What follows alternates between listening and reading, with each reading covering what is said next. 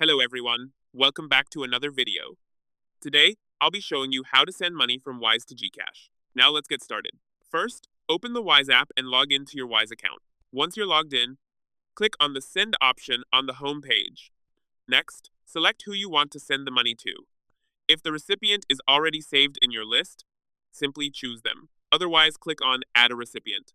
The next step is to select the currency.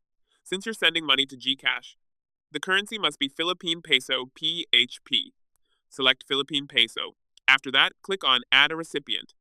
Now, select the e-wallet option. Here, you can choose whether you are sending the money to yourself or to someone else. I'm selecting someone else here. In the e-wallet tab, enter the full name of the account holder and select GCash as the wallet provider. Next, enter the GCash number and click Continue. Once you click Continue, the recipient will be added. In the next step, enter the amount you want to send, then click Continue, review the transaction, and finally click Continue again to complete the transaction. And that's it.